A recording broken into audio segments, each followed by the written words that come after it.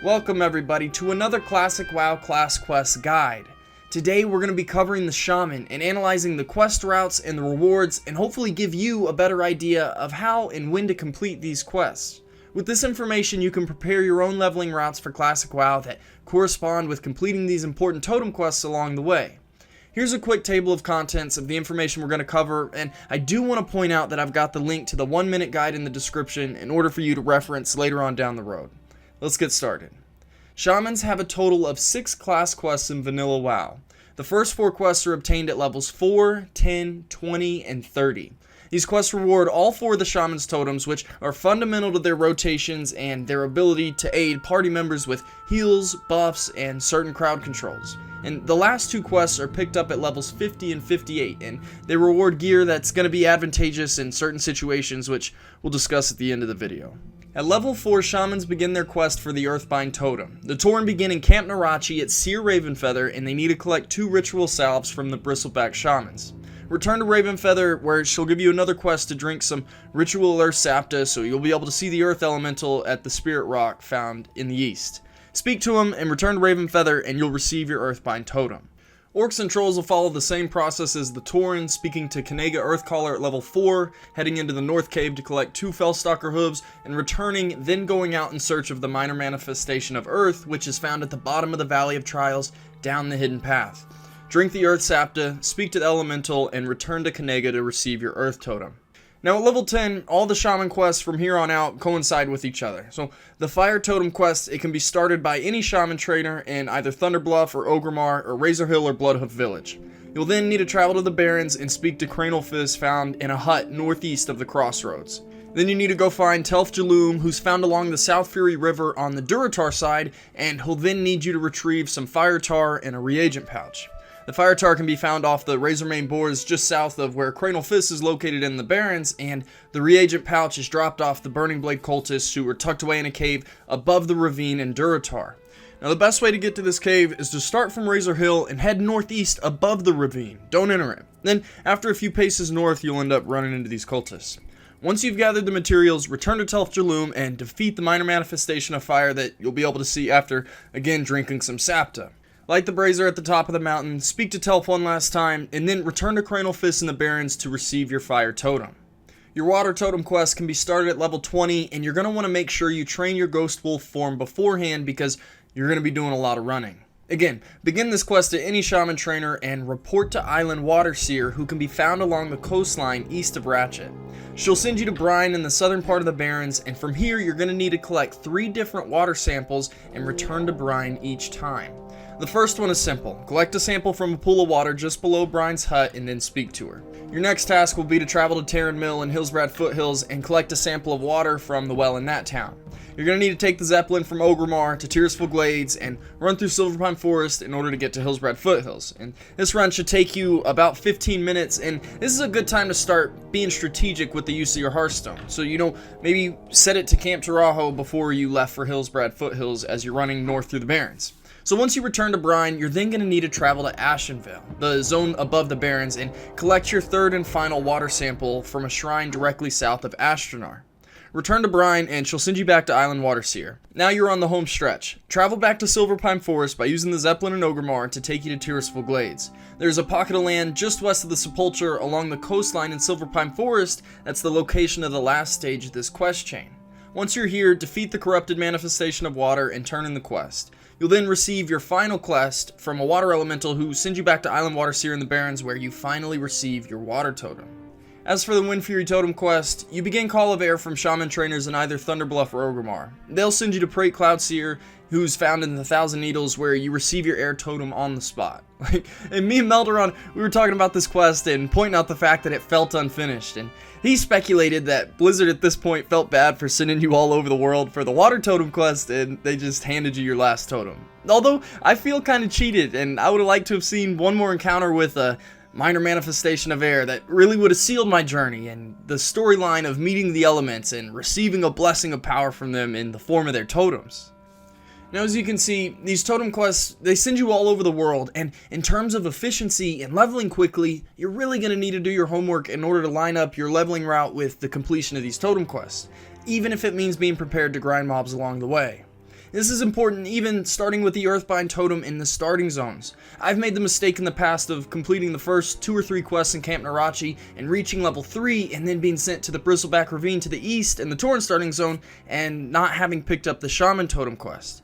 This is detrimental in terms of speed and efficiency when leveling through the starting zone, because if you don't hit level 4 and pick up your Totem quest, you're going to have to return to this questing area after completing the other class neutral quests in the zone. Also, another reason you need to hit level 4 is to train your new abilities for other classes before encountering those higher level aggressive mobs. It'll help you take them down quicker, and it's a huge tip to keep in mind when planning out your leveling route. Now the same goes for the Fire Totem and Water Totem quests as well. Now let's look at these last 2 quests for the Shaman. At level 50 you receive Elemental Mastery, which requires you to speak to Bathra, a shaman found in between Hillsbrad foothills in the Western Plaguelands.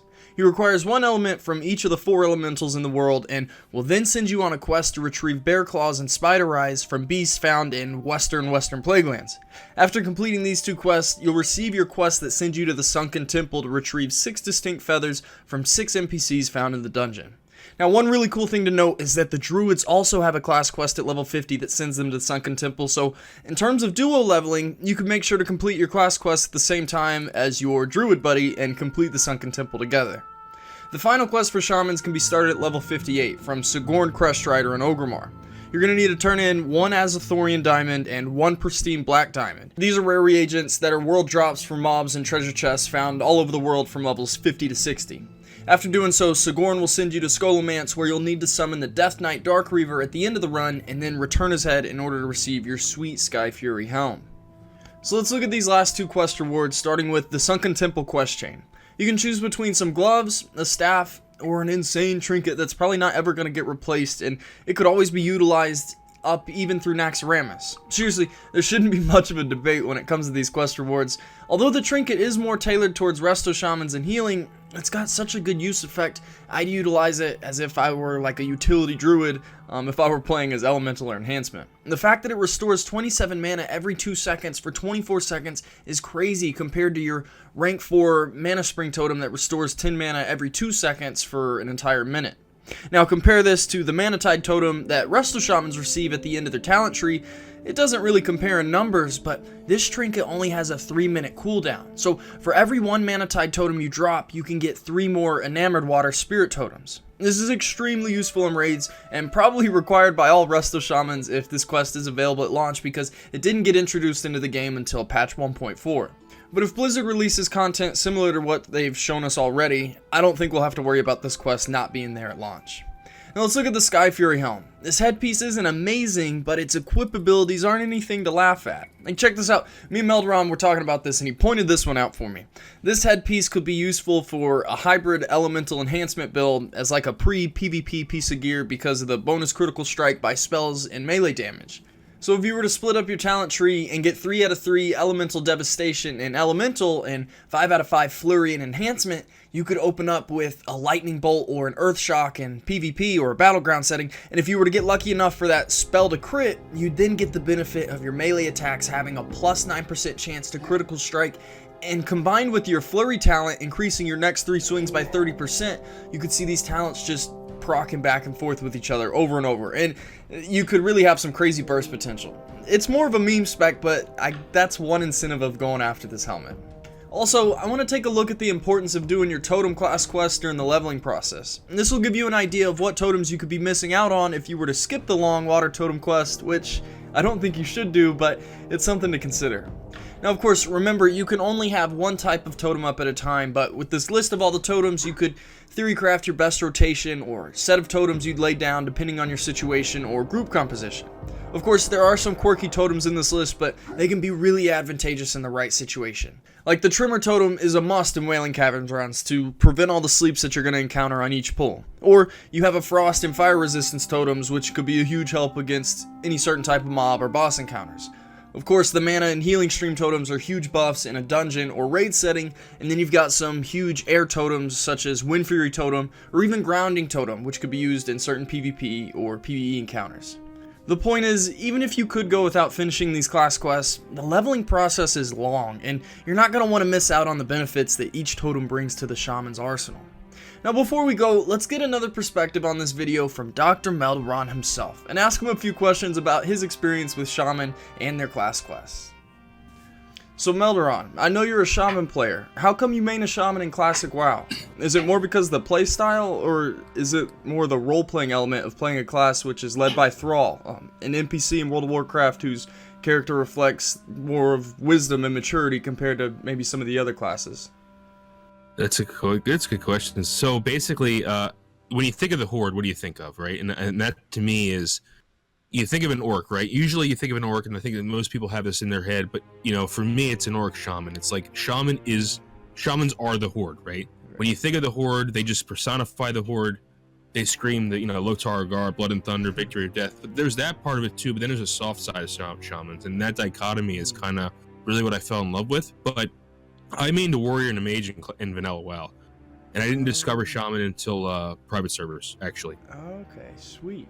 Yeah, and I fell in love with the theory crafting of shaman, and that's kind of how I got into them. And then the more I learned about them, the more I was like, oh my god, this is the class for me. Nice. Yeah. So Melderon, we're talking about class quests in this video. What has your experience been with the Shaman class quests? Like, were they just a total pain in the backside? And did you ever skip over any of them? Because like I remember whenever I first played through my warrior, I didn't finish the level 30 quest. I didn't get Berserker stance. And so wow. Yeah, dude. So I was just curious if you ever skipped over these class quests. That's a tough quest. Though. But shamans, I think, get it pretty easy. The totem quests really don't require any challenging use of your abilities. They require you to run a lot, and of course that's a water totem. We all know that one. But I think they do a good job of showing the role of the shaman. You're being attuned with nature, and you have to attune to these elements. You get the fire totem quest really early. You get the earth totem quest really early. Then the fire totem quest. It's really not that bad. The water totem, okay, you got to run all over the world, right? But you got Ghost Wolf at that point, so it kind of makes up for it. And then the air totem is like, here you go, here's an air totem, because either they didn't finish it or. But the ones later higher level, I think there's one in Sunken Temple and one in Scholomance. The Sunken Temple one I always do because the enamored water spirit is like so overpowered. Right. And then the other one I really don't do because I usually heal, right? But the Sky Fury Helm's nice for tanking or for PvP for enhancement, definitely. So Melderon, do you think the class quests are a good representation of who the shaman is? Like, whenever I think of class quests in vanilla, like, I think the class quests are foundational to who your character is. They're like the building blocks. They teach you who you are in the world. So maybe, like, the shaman's having to travel, like, far and wide across the world, such as the water totem quest, is a good lesson for them. Like, it would teach them patience and endurance. Like, do you think that's a good representation? Yeah, dude, that's really good. Plus, it also teaches the shaman that the elements aren't just contained in Kalimdor or in Dorotar or Barrens, right? They're everywhere. So you having to go to Tirisfal and do that Hillsbrad and then Tirisfal, back to the Barrens, it kind of shows you the elements are universal to Azeroth and that you're part of this universal part of the game. And I think it is a good representation because it does teach you discipline. It does teach you, you have a task, you have a goal, and you have like almost a responsibility to. Your responsibility first is to the planet itself, and then to the Horde, right? Yeah. I think that kind of teaches you that.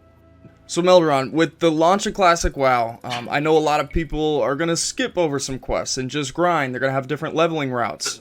Could you go without doing the water quest if your focus is to just grind to 60? Like, do you really miss out on any core totems?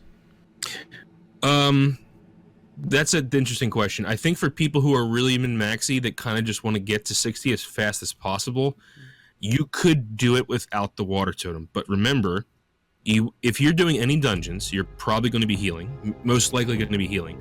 Mana Spring is so important for casters.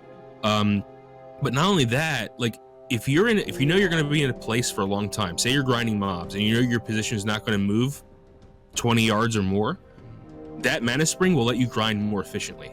So after 20 seconds, you actually start to net gain mana from Mana Spring after putting it down. So the cost benefit analysis evens out at 20 seconds. So anything past 20 seconds, you're just gaining free mana. So if you're grinding, it actually behooves you, I think, to get the Mana Spring, just for Mana Spring alone. I mean, there's other things we talk about, resistances, healing stream, and all those other things too. But I think it definitely is beneficial to spend that hour or so to knock out the water totem quest. All right, so Melderon, before we go, I gotta ask you, which is your favorite quest out of all the class quests for Shaman?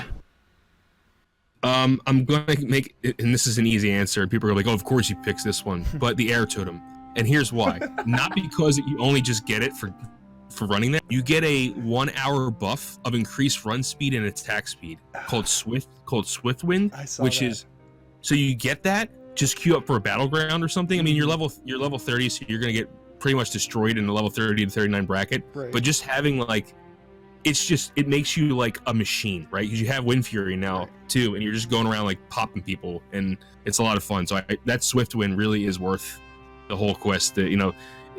So I saw that as I was researching and putting the slide together. I've never seen people talk about this buff like pre-raid. Would you? It's like a one-time use, a one-time shot. Would there ever be like a special instance where you would save that air totem quest right before you did something? I mean, yeah, I wouldn't personally. Maybe if you just did, maybe right before going in a dungeon. Definitely, if you know you're going to DPS, right? Sure. But you gotta get that totem at level 30 because, you know, eventually you get Grace of Air, you get Wind Fury totem, you get all these really important things that you need leveling up. But maybe like set it up so you get into a dungeon group, you know you're going to DPS, and then just grab that quest and grab Swift Wind, and you'll just start, you know, annihilating stuff in the dungeon. That's a nice little tip. That's a nice tip. Well, dude, Melderon, thanks for coming on and talking over these class quests. It was nice to get another point of view, someone that's played through the class a lot, and someone who's going to play through it during Classic WoW. It was nice to hear your point of view, man. Thanks for doing this. Thanks for having me on, bro. I'll do it anytime you need. Just let me know. Absolutely. Well, there it is, guys. That's going to do it for our Shaman Class Quest video. A big thank you and shout out to the brothers over at Defcamp and Melderon. Their YouTube page will be in the description, and if you haven't already, go ahead and give that 1-minute version of this guide a look. It's a fast one. Thanks for watching, guys. It's your boy, Graysfordays. Howdy.